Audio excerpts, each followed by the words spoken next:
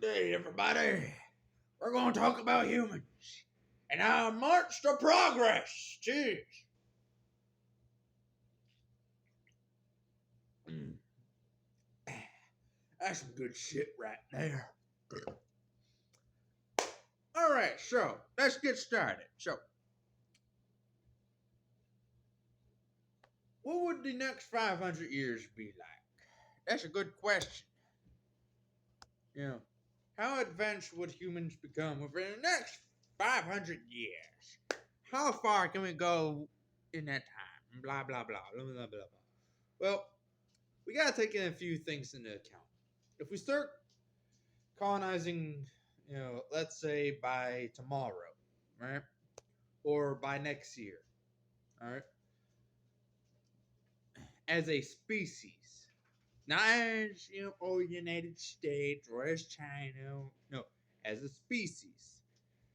For example, let's say China decides to send a lunar space, like a lunar space base, the beginnings of a Chinese lunar space base by tomorrow or the, year after.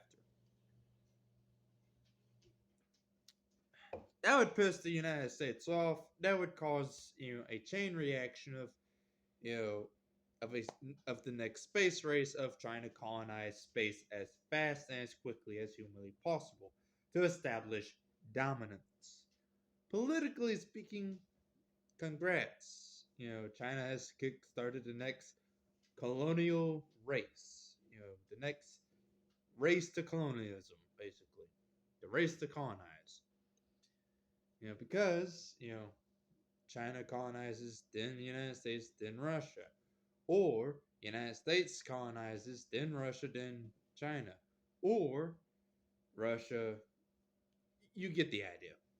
As soon as somebody somewhere sends somebody somewhere to the moon permanently to develop a permanent space base there for political gain and like for political dominance and or for scientific reasoning, which whether if you like it or not, the first people going to the moon would be for political gain and political dominance, and therefore has a lifespan of a couple of years for as long as politicians see fit. Same with the space station. The only reason why it hasn't been taken down yet is because of politics, not because of commercial space station industry, not because of this or that. It's because of politics.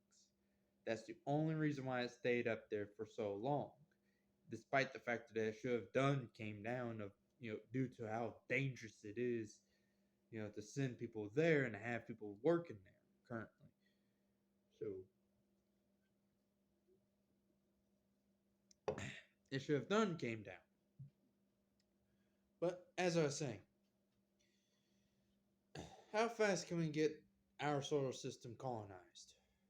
Well, if we're not going off of political dominance or, my dick is bigger than your dick is only 6 inches, well, compared to mine, it's like 10 feet.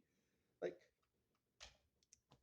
you know, like if it's not a dick measuring contest, if we don't do it for dick measuring contest, but for, let's say, mining, then we can have the moon colonized, right?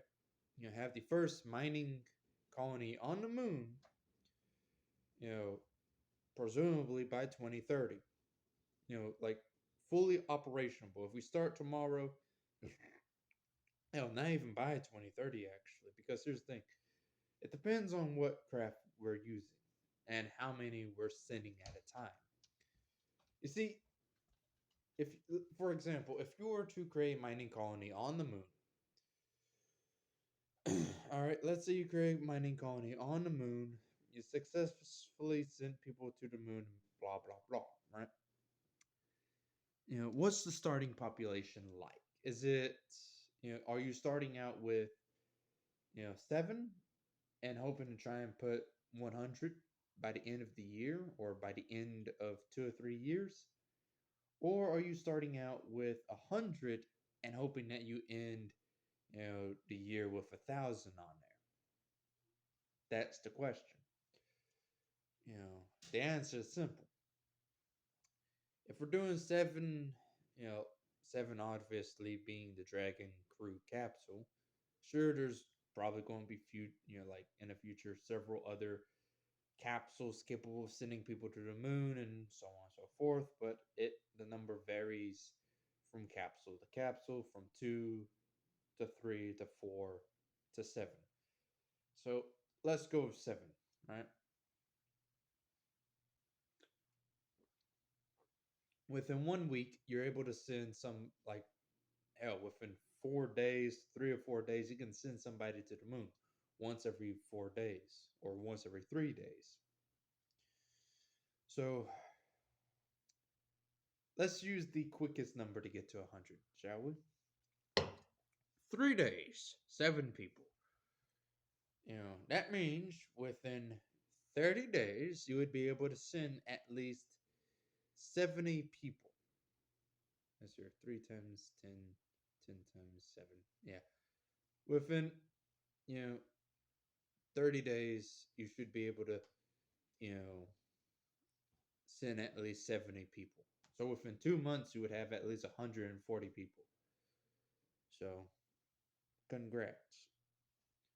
Now, obviously, it wouldn't be like that because, the first mission to the moon would be to set up the base, the basics of the base, to establish, a solar farm, to establish a, life support system, to establish everything you need. Now, here's a fun bit about mining colonies is that if you were to start a mining colony in a crater, all right, then you can mine into the walls of the crater, and then you can build half of the entire base in that crater and the other half out of it, or hell, the entrance out of it and the entirety of the base be in the crater walls. Now, there's one downside to it, that being the entire damn thing coming down on top of you and crushing everybody in the damn base. That's the problem with, any concept where, whether if it's, 3D printing a shell over your, colonial habitat, or, mining into the side of a, wall, and then next thing you know, you have it, collapsing on top of it. And if you're working with inflatable habitats, you're running the risk of them popping. Whether if you like it or not, something somewhere is going to go wrong. Now, obviously, you know, obviously, nothing goes smoothly in space. So, how fast can we colonize space? Well, like I said, the short answer, 2 months. Like, if we're trying to get at least 100 people into space, the short answer is within 2 months, you can get at least 100 people into space, using Dragon Crew capsule. But if we're going based off of, how fast we can establish a colony there, which there's a difference. Sending people to a colony is one thing, like, increasing the population is one thing. However, establishing it is a different story, and you need less people to do it, than you think. Because if you just simply send 100 people there with, the equipment and the resources needed for 50, then you have too many people there. If you have, enough equipment and whatnot there to establish a base for 25, then 100 people is too many. You would be overpopulated right off the bat, and you don't want that. So to establish a base on the moon, requires selecting spots. So, but like I said, if you want to escape from the radiation and you want to quickly build your base and whatnot, you can basically build it in a crater and expand your base, directly into the, side, like into the walls of the crater, using any resources that you gain from it to, build build an outer shell around your entire, lunar base. Now, if we use the Starship, for example, to colonize the moon, you know, and we're talking about quickly colonizing it now, then within 1 year we could hypothetically have no, not within 1 year. Going back with the 3 day mark BS, like sending a starship once every 3 days, then once again within 1 month or two, you could basically have you know you know damn near 1,000 people, if not 2,000 people, within a month or two on the moon. That's if everything goes right. That's if you have, once again, enough resources to handle 1,000 people right off the bat like that. And I want to tell you, as somebody who's, bought a lot of canned goods, all of those canned goods are like, if I just simply stop buying food tomorrow, which, I don't have any more money, so I basically can't buy any more food, but not the point. If I stop buying food tomorrow, then I can live off the canned goods for at least 2 or 3 months. I have at least 2 or 3 months worth of food there. But that's if I was the only one eating the canned goods. I'm not. Because when the dogs are out of dog food, I have to feed them. And I'm just using me and the animals as an example. Now, like I said,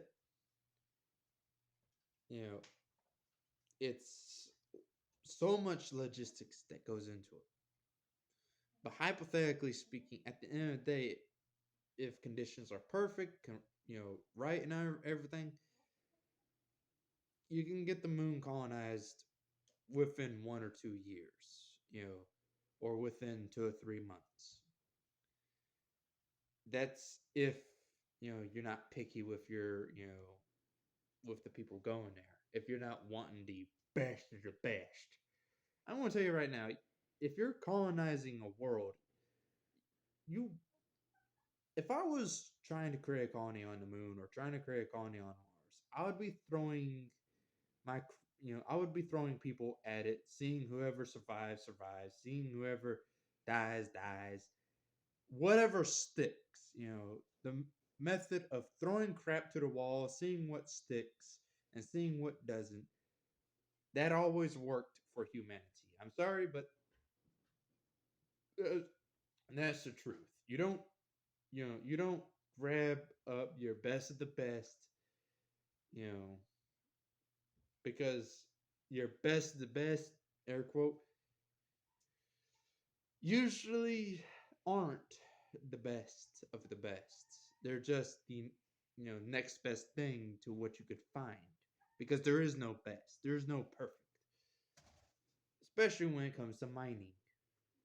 So you won't get scientists to mine resources on the moon because they'll be too busy doing scientific research.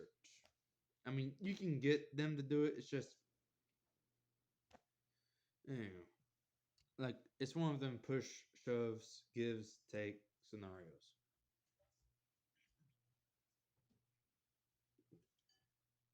But yeah, if red tape, politics, and all of that wasn't in the way, you can have the moon colonized within 2 or 3 years.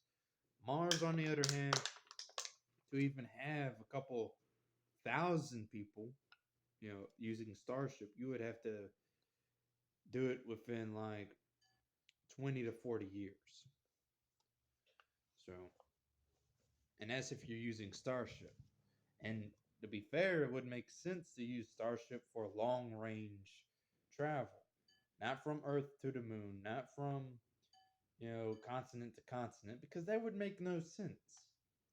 When you already got technology being Crew Dragon and Cargo Dragon and Falcon 9 and Falcon Heavy, all of that, can be used to colonize the moon.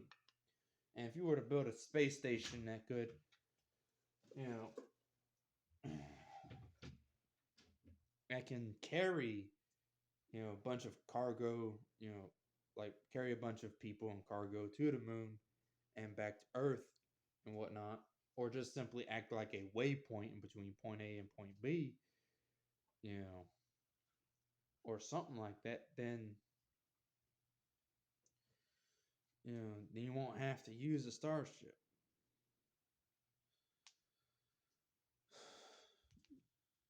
Now, like I said, it's one of them.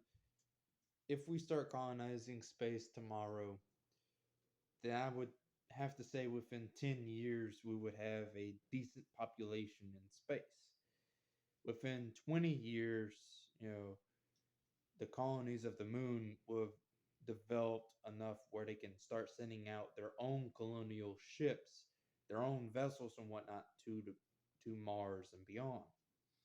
You know, within 40 or 60 years, Mars could hypothetically, start colonizing, you know, the asteroid belt and start being able to send spaceships of their own, you know, if they work towards that goal to, the asteroid belt or to Jupiter and whatnot, within 60 to 80 years. If we start colonizing tomorrow, that is. So, yeah. And here's the thing: if we start colonizing the moon, like I said, like I be saying, colonize the moon, turn it into a factory hub, turn it into a mining hub. The first mining, like the first factory world type of ordeal. Then you can supply Mars with all of the resources you need from the moon, you know, and you can supply Earth with all of the resources they need from the moon, to basically expand their colonial, exploration, colonial expansion. In fact, that's exactly what would happen if we start colonizing the moon tomorrow and we start sending resources from the moon to Earth, like iron for steel production, titanium, for like titanium products, and aluminum for aluminum products, and so on and so forth, as well as copper, and magnets and stuff, like everything that we need to build more rockets and to build more space stations and to build more, of the infrastructure needed to colonize the moon and Mars and stuff, which would, here's the thing: if we, bring resources from the moon to Mars, I mean, if we start, bringing resources from the moon to Earth, you know, like iron, titanium, aluminum, copper, silica, you name it, that would drop the prices of all of those things down dramatically. Making it where, for example, let's say this here was, like let's pretend, this thing here is a car. Steel production is going through the roof. Like the cost of steel is going up and up and up. Demand for steel is increasing. Demand for, trading vessels are increasing. You name it. You know, if we start colonizing the moon, start bringing in iron from the moon, we can increase steel production and increase the number of cars. Like it's a trickle down effect, put simply. Increase iron, iron harvesting on the moon decreases the price of iron on Earth, decreasing the prices of iron on Earth, and like decreases the prices of steel, decreasing the price of steel, decreases the price of many steel-based products and iron-based products. Back good. Same with copper. Copper, gold, aluminum, stuff that is required to make one of these, you know, all of the electrical components being copper, gold, aluminum, and silica, By mining those resources on the moon, we can drop the price of something like this, which is, $9, $9 to $8. Drop the price of this down to 80 cents if we start mining on the moon and start dropping the price of the resources that is needed to make this. You know, it's the supply and demand. If you got more supply than you do have demand, then that drops the cost of the supply way down. Which, here's a fun fact, would help with inflation, you know, and stuff. It would make things a whole lot more cheaper.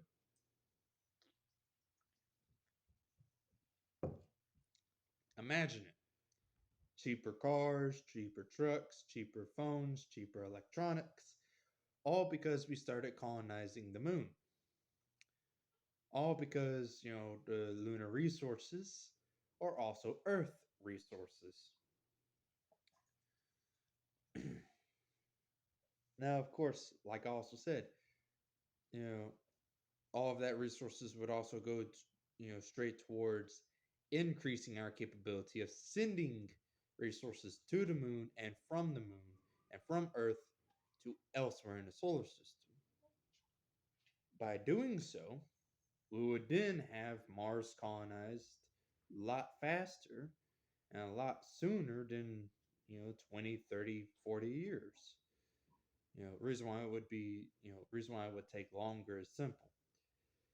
You know, because, Earth and Mars, well, as we all know, Earth takes 1 year to orbit the sun, Mars takes two. So, and it takes at least 2 years for Earth and Mars to align property and blah blah blah. So, I mean, I don't have to repeat the same damn shit.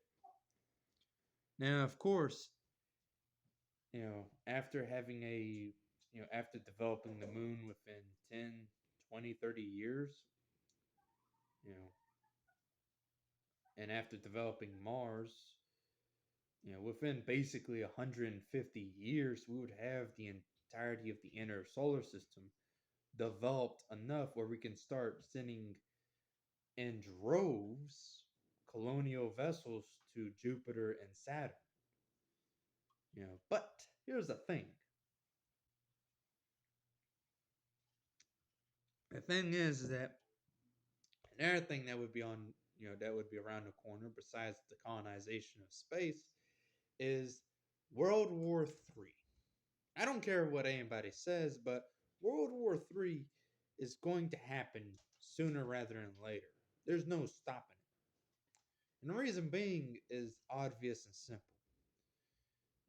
It's the same reason why the 7 Years' War occurred. It's the same reason why World War One occurred. You know, there is too many powder cakes all over the world. So, you know, and it's all because of a couple of countries that won't stop doing a dick measuring contest with each other. And not only that, but it's also because of several fucking groups, terrorist groups, gangs, you name it, that won't just leave well enough alone. Take for example, many terrorist groups, like gangs, terrorist groups, and whatnot, across the globe that keeps picking fights. Like for example, the two most recent, terrorist groups that is like, you know, picking fights for no good reason. Hamas and Hezbollah. Would you stop it? Hamas, Hamas, if memory serves correctly, is the terrorist organization that's currently being, attacked by Israel. You and Hezbollah is the, current terrorist organization is being attacked by the United States. And we all know the reasoning. Hamas, decided, in the name of Palestine to attack Israel. I mean, everybody knew that such an attack was coming. They just didn't know when. You know, And the thing is that if they didn't spend so much time trying to wipe Israel off the face of the earth, they wouldn't be in a state of constant warfare. That's the funny thing about these terrorist groups. You know, they actively hurt them own selves, you know, in regards to it. They actively hurt their own people by starting these unnecessary wars. Don't get me wrong, Israel trying to basically like pretty much attacking Hamas and whatnot, or Palestine and innocent civilians and whatnot. To many folks is completely utterly wrong. Like you're right, genocide is wrong on both sides. If you support any side in this conflict, you're basically on the wrong side. Period, because both sides are at fault. You know, because genocide ain't cool.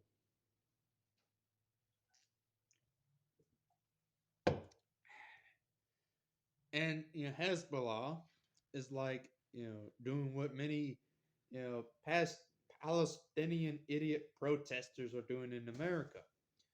They think they're doing a world of good. They think they're doing a difference in the Israel Hamas war, the Palestine Israel war. Like, you're not doing anybody any favors by attacking trade. So now, what does this have to do with space? Simple. You know, the colonization of the moon, the colonization of, you know, Mars and whatnot. As soon as we start, that's going to take, all eyes off of Israel, Hamas, and Hezbollah, or at least it technically should, you know, and would put all eyes on the colonization of space, you know, for a short period of time until our attention would be drawn right back to Earth. And like I said, the colonization of space will begin with dick measuring contests first, and would end with turning the moon into a factory hub. The problem is that these are you know like optimistic estimates that I be given. 10, 20, 30 years being optimistic in regards to colonizing the moon. Because politicians being idiots and jackasses for 5 fucking years straight. It doesn't matter who's in office, they're all stupid in my book. It doesn't matter if it's the United States, China, Russia, or their puppets. I'm not going to call their allies allies because they might as well be puppets the way they act. Unruly brats and children, more like it. But anyhow, like, so with that said, World War III is going to happen. But of course, you know, I don't think it's going to be nuclear. End in nuclear warfare, yes. Begin, no. If anything, take for example, you know, like, because here's the thing. I think World War III would be more along the lines of civilization, society, getting sick and tired of our politicians and outright just trying to overthrow politicians across the board, because you got people in China that are sick and tired of the Chinese Communist Party. You got people in Russia that are sick and tired of Putin. You got like Putin and his regime. And you got people in the United States that are sick and tired of the current affairs of the United States. Because you got people that is like sick and tired of the open borders crisis, allowing terrorists, to come in, drug dealers to come in, you know, like human trafficking, you name it. They come in, into the United States borders and whatnot. Like, don't get me wrong. And hilariously enough, many people point this out. Obviously, not all of them, not all of the illegal immigrants or migrants, whatever you want to call them, obviously not all of them are bad people. But you got to understand, you know, that doesn't matter to gangs and terrorists. You know, they see an opportunity to sneak in with the migrants. You know, they have, like if you have a swarm of people coming into an area and you don't check their backgrounds of each and every individual person, how would you know that any of them are safe or that none of them are safe? At least 10 out of 100 folks are coming to the United States with ill intentions. How can you find those 10 individuals out of 100 if you're not allowed to do it? You know, but anyway, so the United States is going to have a civil war either over open borders, over First Amendment, or over the Second Amendment, or all three. You know, and I wouldn't be surprised if they do. Many people would be like, "Oh well, square the fuck up." Like Texas, already has their National Guard on the United States Mexican border, and has already defied the federal government. So, not only that, but you have militias in New York City as like, if the government's not going to protect us, we're going to protect ourselves. You got people in these democratic cities and whatnot that is quite literally arming themselves so they can protect their businesses from rioters and looters, from gangs and violence. So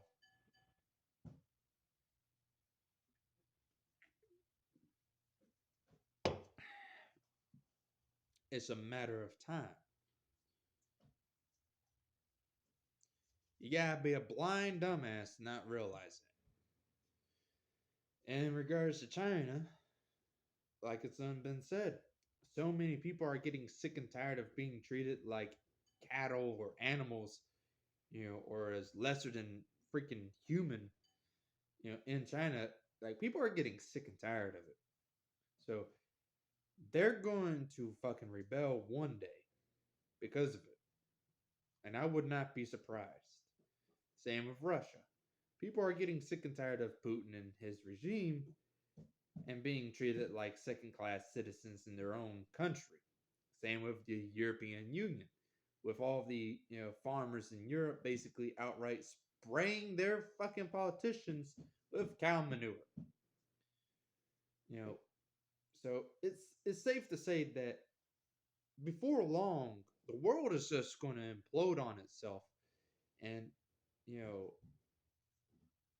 oh yeah, and don't forget war with Mexico over the gangs and violence in between the United States and Mexico, like a war in between the United States and Mexico over the gangs. That's a possibility as well, especially if Trump gets elected. So,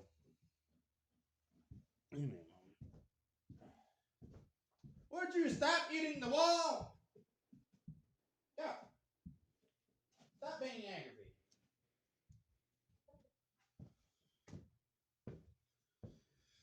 Oh shit. With that said, you know, all of that is going to interfere with colonizing space. And since, colonizing space would be a dick measuring contest to see whose dick is bigger than the others, you know, rather than a active trying to colonize it for the sake of, you know, you know, making things cheaper on Earth, or for the sake of, colonizing it for humanity's sake, or X, Y, and Z. It's just going to be a dick measuring contest, and because of that, within the first 5 to 10 years, it's going to stall right off the bat and become like the International Space Station. But just the moon.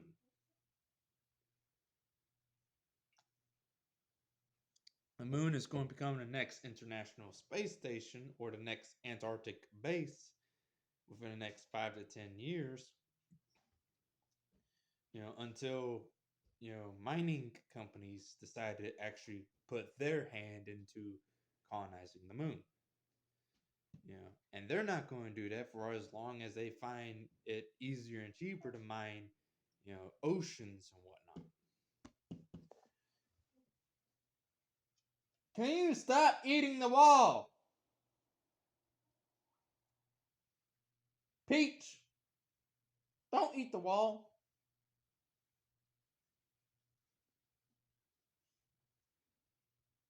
Mm.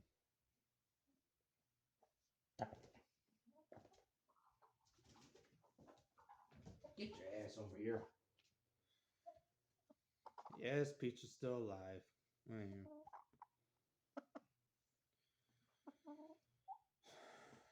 Now, obviously, I don't have to, it doesn't take a rocket scientist to explain that. I would not be surprised if several revolts occur within the next, 5 to 10 years. Which would basically see a worldwide revolt against their government, where civilians would be revolting against their government. There's also the possibility of, to relieve the steam, like to relieve the pressure and whatnot, political pressure that the CCP or, what have you, they would inevitably, try and, take over Taiwan, which I got a feeling that China's watching Ukraine closely. And if Russia is successful at taking over Ukraine and whatnot, or is successful, in regards to that war on taking territory from Ukraine, then, you know, then China's going to go and try and take over Taiwan. And, and that's going to start a war in between the United States and China, depending on the scenario. Highly doubt it, because if the United States hasn't went to war over Ukraine yet, and there's a high plausibility of that happening, you know.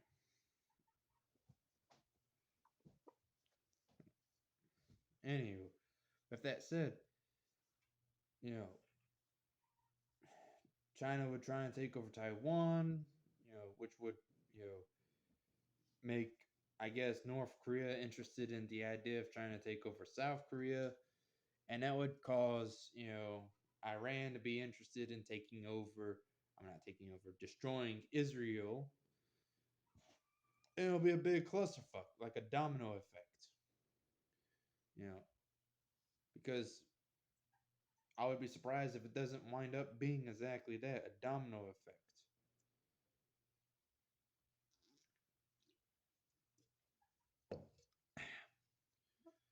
And like I said, the only thing that would delay this entire domino effect would be the colonization of space. But like I done said, if it, if it doesn't go from dick measuring to mining within a short time span, then, then within 5 to 10 years after the entire dick measuring contest, it'll lead straight into World War III. But if mining, like if mining and whatnot begins on the moon, then it'll be kicked down the road, another 10, 20, 30 years, if not 40, 50, or 60 years. You know.